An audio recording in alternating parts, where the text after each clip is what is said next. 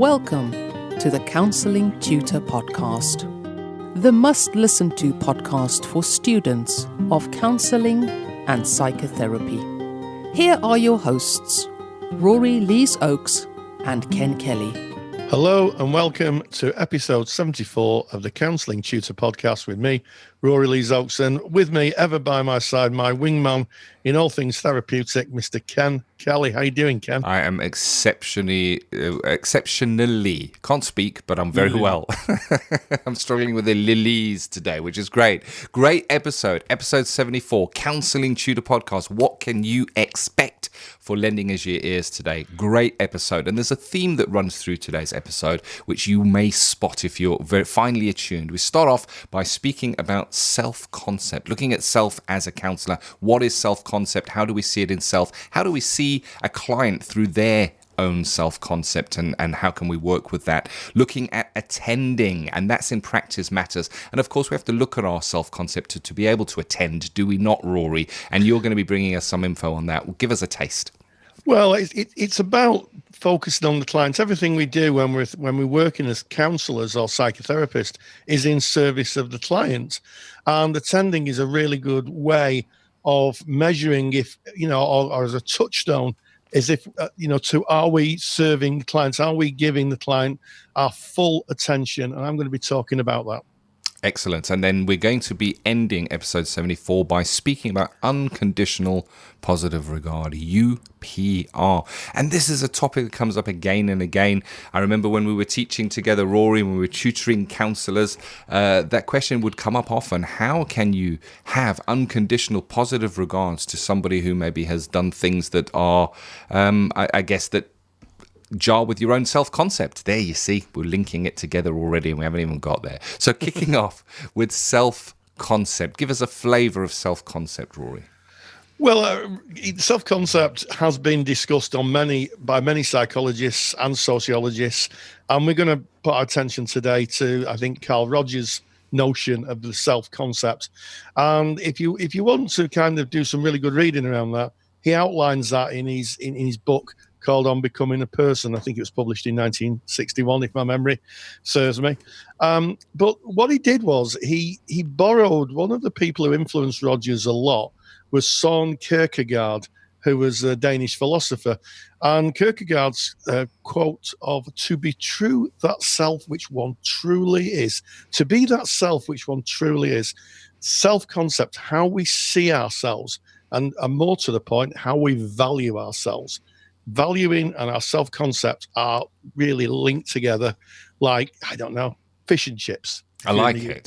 Yeah. Yeah, a cultural reference coming from your self-concept, Rory. And that's the thing, So I've got a bit of a definition here. Self-concept is how we view ourselves, which is exactly as you've said, Rory. It's a picture that we create from our own subjective reality, and it's made up of the certain conditions that we hold as our own truths.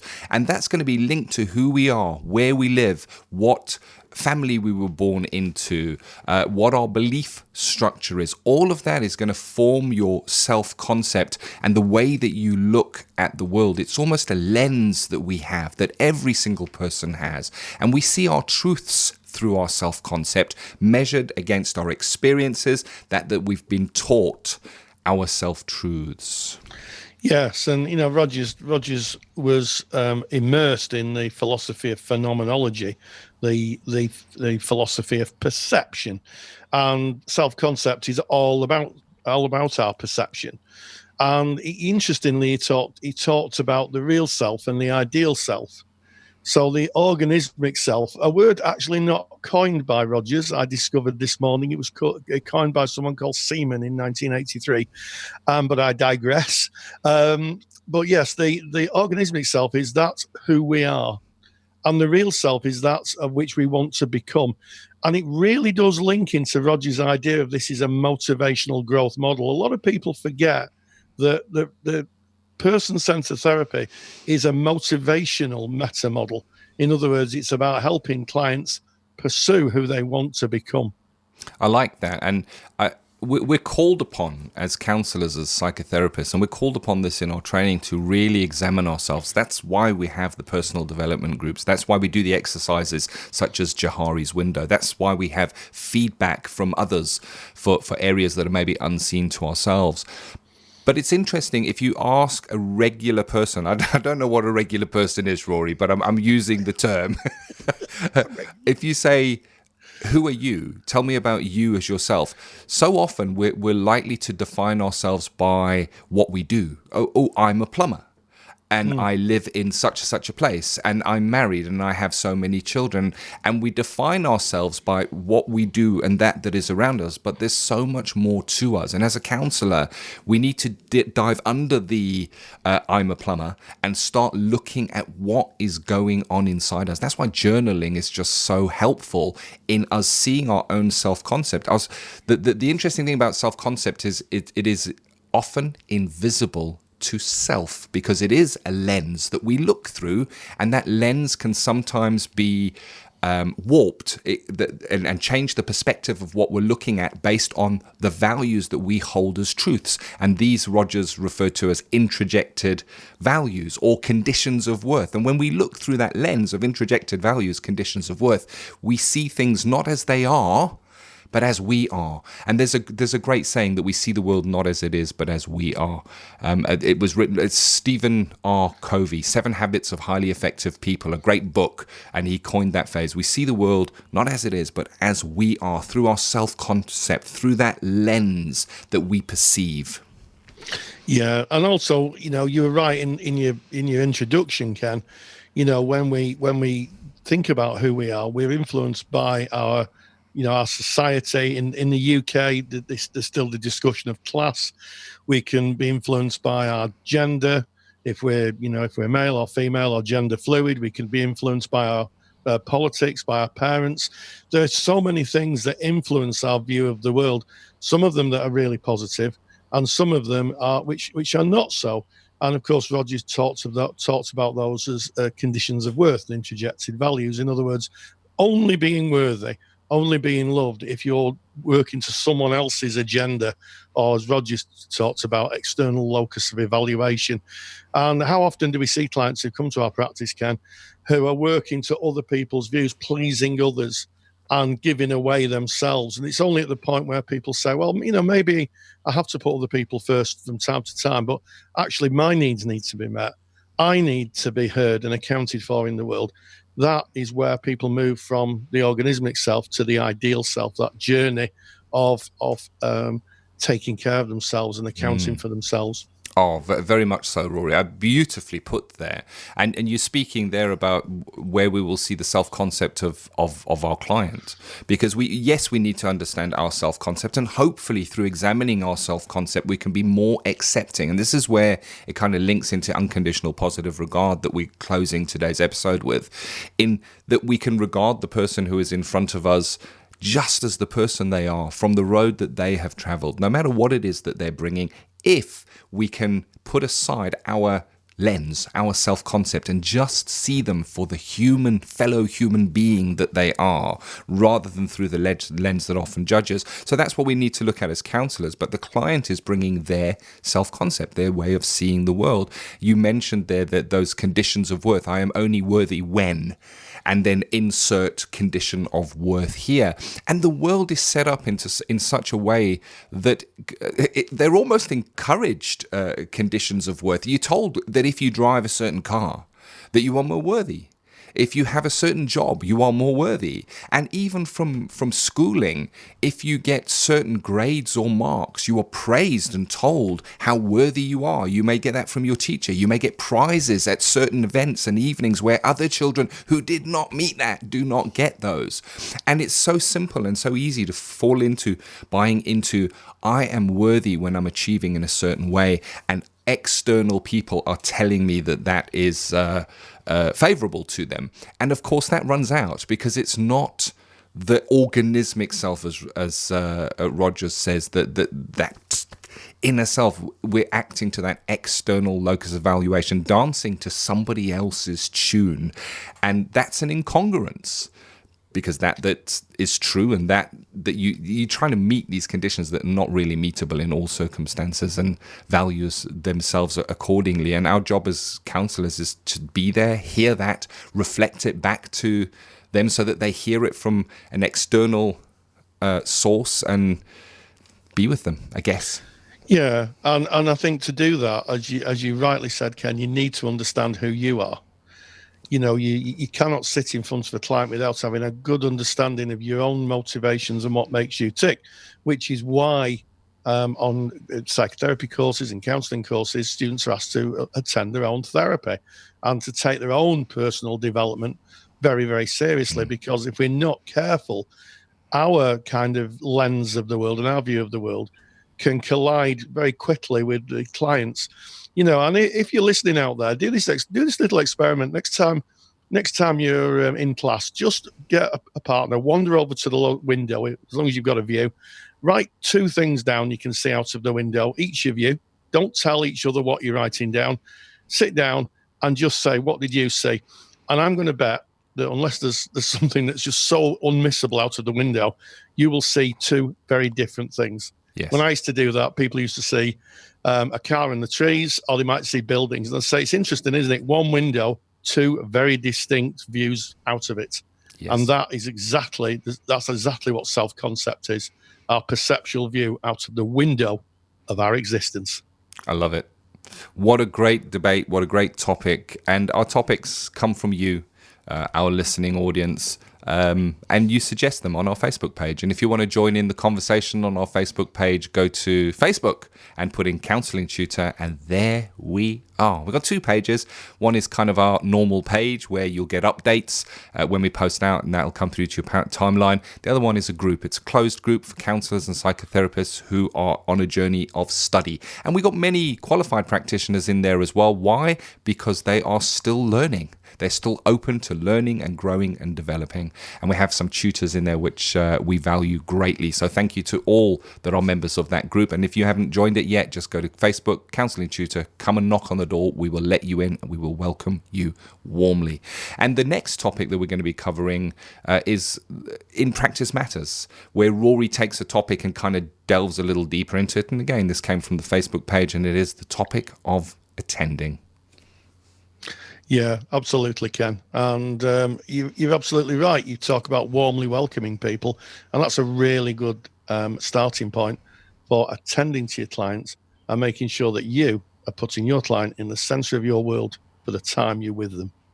Without any further ado, it is Practice Matters. Practice matters.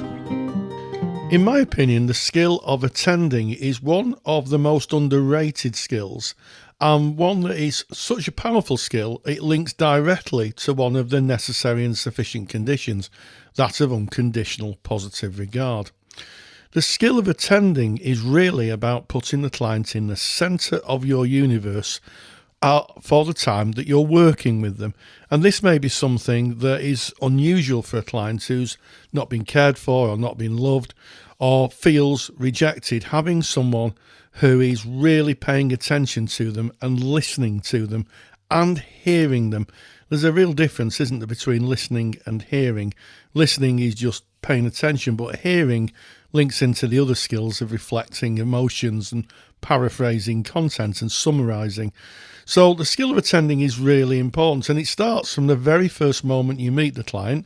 That could be on the phone when you make the first appointment, to meeting them in person and welcoming them into your therapy room. And it goes on through the arc of therapy right until the end, the day they finish and move out into the world and don't see you again. The skill of attending is one that's a shown skill. So, in other words, it's really a skill that clients have to see and accept. How do we do that? How do we show that we're attending to the client? Well, the first thing is eye contact. The best way of showing someone you are listening to them is by making eye contact. This shows that you are paying attention, giving your full attention to them. Try to be as natural as possible when doing this and avoid looking as if you're staring at them. I've trained therapists for a number of years, and right at the beginning, sometimes eye contact was looking like you were staring at someone. And as a consequence of that, it looks a little spooky. So, yes, you can look away, but really paying attention. And one plea on eye contact. In the Western world, it's considered a way of showing that you're paying attention and showing you're being honest. In Asian countries, eye contact can be seen as disrespectful. And also that you're kind of sometimes not pure, that you're showing your disrespect through that. In some other cultures, it can be seen as really a sign of aggression. So you have to be culturally sensitive when using eye contact. How else can we demonstrate that we're really paying attention to the client? Well, the way we sit. It can give important clues to how much we're listening. Being relaxed and comfortable allows you to focus on the client and not yourself. Sometimes leaning forward to the client to indicate how intently you're listening to them. And I found myself in my practice, if a client's really talking about difficult material, finding myself moving closer to them. And it's a sign, I think, for me, of saying, I'm not shying away from this. I really want to hear this and help you. And it can be really powerful just to see someone leaning in and really showing that you're paying attention, always providing you've got, a respectable distance between you. Being aware of body language or non-verbal communication. Sitting with arms crossed can be seen as a barrier, as can waving your arms about. I've seen students gesticulate, in other words, waving their arms about. And while I understand it can be a preferred form of communication for some people, it can be a little off-putting. So I sit with an open posture and showing that I'm being open to what the client's telling me. A Greek philosopher, and I think it was Marcus Aurelius, but I'm up for correction here, says the reason we have two ears and one mouth is so we can listen twice as much as we speak. And I think this is a really good balance of our responding and listening in the therapy room. It's not an exact science, obviously, but I think it's a really good balance to be able to say, well, for a third of the time we may be responding, but the majority of the time is the client speaking. The other thing that shows good attending skills is making sure that access to the room and the room itself is appropriate for counselling. Under the UK Equality Act, we have to make reasonable adjustments. That might be a hearing loop for people who've got hearing difficulties, or it may be access for people who are wheelchair users. And we have to make sure that the room is comfortable and safe. And within that, it's possible that sometimes clients may have specific wishes, and where possible, we try and accommodate them. An example would be, I've read recently of a therapist covering up a mirror in her practice room because the client struggles with their self-image. And also, for some clients, they may have requests. Certain objects aren't in the room because it could trigger them. And I recently read a complaint that was upheld by the British Association of Counselling and Psychotherapy, where part of the complaint focused on the fact that a client had asked for certain things not to be in the room, and the therapist hadn't removed them. So that, that's a lack of attending. And attending is, if a client asks for something, if you can do it, then yes, then you accommodate them. I think also attending is paying attention to endings. Endings are one of the most important parts of the therapeutic arc. The opening and the closing is really important. I mean, all the therapy is important, but a good ending is really important. And it's important here in terms of attending is making sure that endings are planned. You can't have an ending where a client just turns up one week and you say, that's it, we're done, thank you, because that's completely disrespectful, can be quite traumatic or frightening for a client. They need to be planned and planned in advance. And also, if you're working to a number of fixed sessions, as I know a lot of student therapists are, it's different in private practice, but in pro bono work, in student work, you usually have fixed sessions, not always, but sometimes. It's always useful to speak with the clients about endings in advance, and also be thoughtful of mapping support as you come into the end. If a client is coming to the end of therapy and feels they need more support, help them map their support network and maybe make an appropriate referral to be able to give them support as they go on into their lives. So that's the skill of attending, and an important skill, and one that we need to practice right through the beginning to the end of therapy. Thank you as always, Rory. Attending, so important in the counselling relationship. And of course, Rory always has a super duper handout, and you can get Rory's handout by going to our website. That's counsellingtutor.com. It's 2 L's in counselling because we're based in the UK, and hey, that's how we spell it. Counsellingtutor.com. Click on the podcasts tab. It's right in our top menu. And go to episode number 74. And there you will find all the show notes from today's discussion from our podcast and all the links that we have mentioned. Some bonus links there as well. So always worth going and having a look because there's always some additional references. And of course, you can download Rory's handout on attending from within that page as well. So that's counsellingtutor.com, podcast tab, episode 74.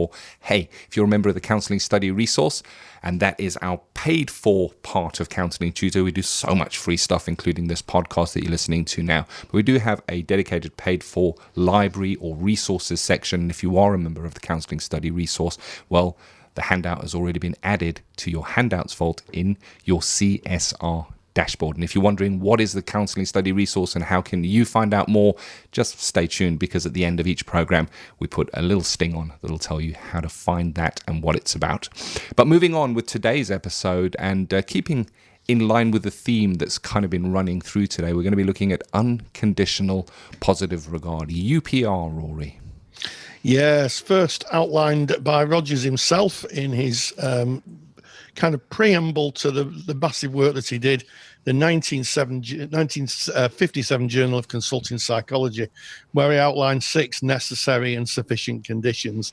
And one of those was unconditional positive regard. And it's really interesting when people talk about unconditional positive regard, what their view of it is. It seems to be different to different people. Rogers called it prizing.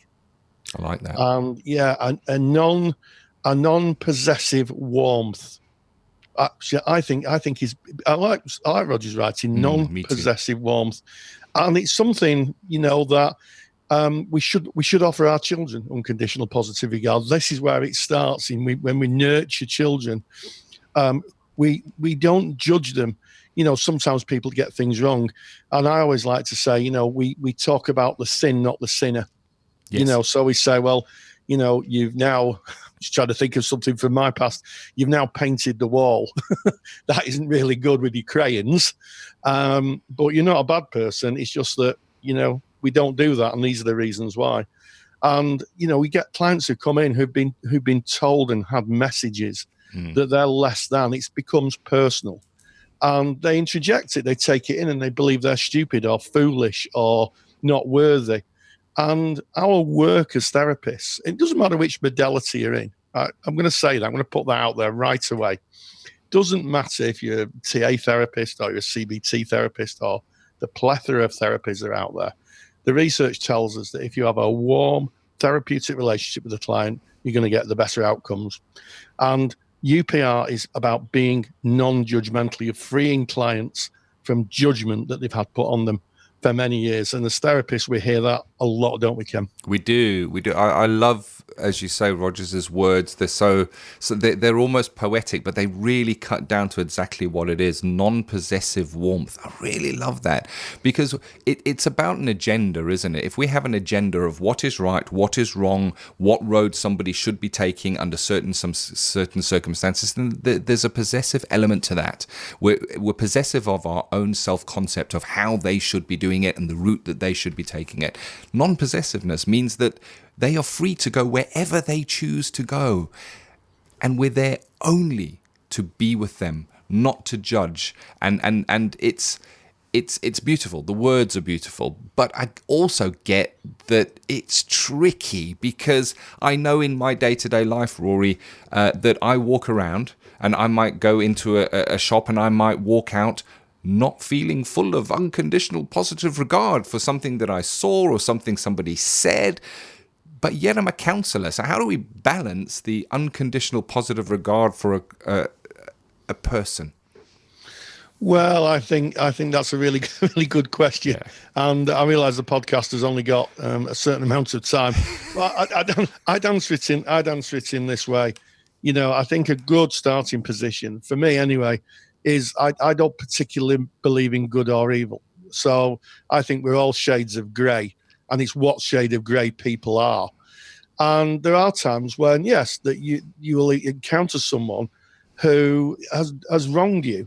And, I think, again, it's about talking about the wrong, not the person. I was out having something to eat the other week with my wife, and it took forever. And when I complained, and I did complain, I didn't say, well, it's this person's fault, it's that person's fault. I said, the process of the way you serve food is too slow. And once you take the personal out of it, what happens is you can then engage in a dialogue. If someone says you're not serving me quick enough, the other person becomes defensive, and before you know it, you're in an argument and you're not getting very far, and both people come away. So it's looking at the situation and standing away. I think sometimes from the emotional side, difficult if someone's personally attacking you. I think, but we're only human.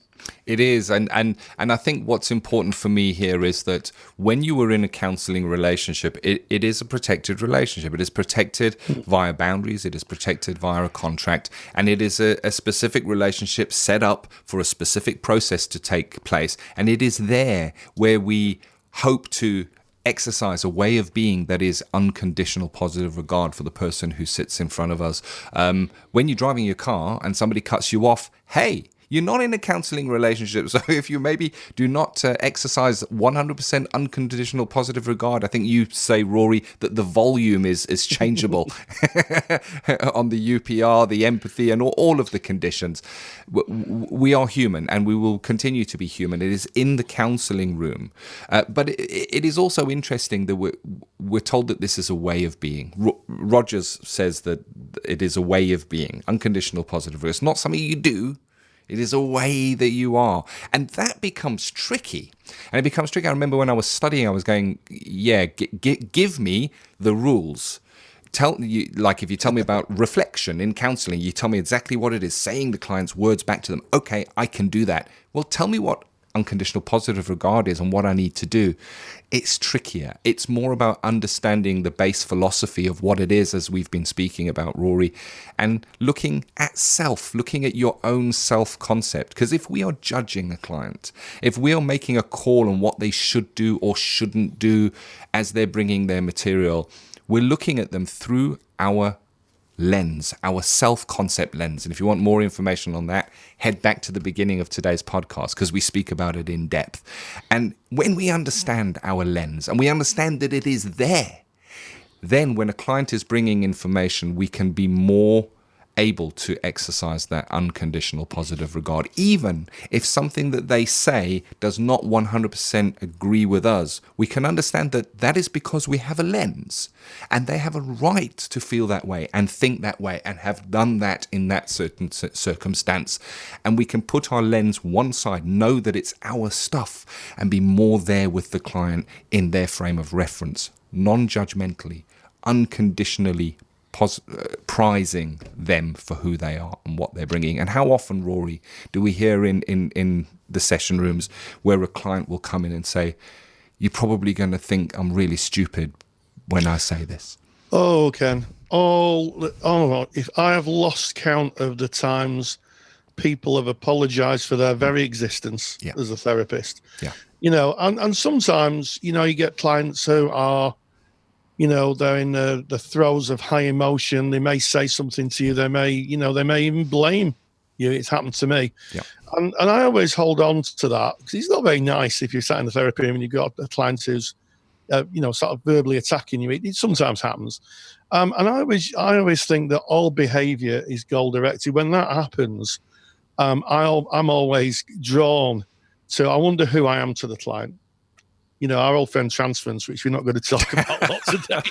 But if that happens, It's easy. I usually say to the client, who do I remind you of? What has I said that's brought that? And it's amazing that you can bring it back by being non-judgmental and non-defensive in your practice. People say, well, you remind me of my dad. And I just quietly say, well, I'm not your dad. Wonderful. And there you go. There's a wonderful technique that can be used there. And how do you exercise unconditional positive regard? Because you can. And if you are studying counselling or psychotherapy, then chances are there is an aspect of personal development as part of your training. And it is there that you get to exercise. That is the gym of the core conditions, of the way of being. You get in there, and often, I mean, we get it on the Facebook page, in our Facebook group, where people will say, I was in my personal development group, and somebody says something, and this all came up in me and made me feel a certain way. When you're in your PD group, view your fellow peers with unconditional positive regard and see how that feels for you. If somebody says something that jars with you, that really, think about your self-concept. Think about that lens. Think about unconditional positive regard. Absolutely. And always remember that all behaviour is goal-directed. One of Roger's touchstones. Yes. So if someone's behaving in a certain way, if you understand or you can get a sense of the goal around that, it makes a lot more sense of why people behave in the way they do.